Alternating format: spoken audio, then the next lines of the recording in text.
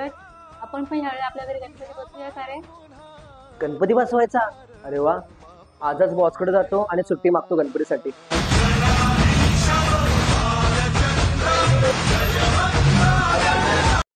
Boss, यावेळी माझ्या घरी पहिल्यांदा गणपती बसतो, तर मला सुट्टी हवी होती. सुट्टी मिळणार नाही, तुम्हाला कामाला यावंच लागेल.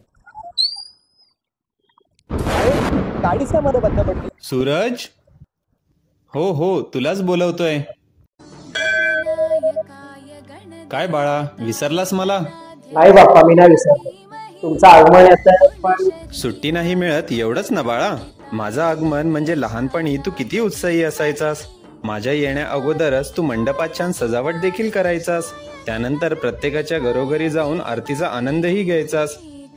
हो, खरंच की. आणि महत्वाचं म्हणजे तू मेहनती आहेस आणि माझ्यासोबत तू घरच्यांचीही तेवढीच काळजी घेतोस. तू निराश नको होऊस बाळा. पण बाप्पा, माझ्या सुट्टीचं काय? मला यावेळी सुट्टी नाही मिळाली. मी येतोय सूरज, तू माझ्या आगमनाच्या तयारीला लाग. अभिनंदन सूरज, तुमच्या वर्षभराच्या हार्डवर्कमुळे आपला प्रोजेक्ट सक्सेसफुल झालाय. सो मी तुम्हाला प्रमोशन देतो आणि गणपतीची सुट्टी सुद्धा. आपण पण ह्यावेळी आपल्या घरी गणपती बसवूया. मी येतोय सूरज.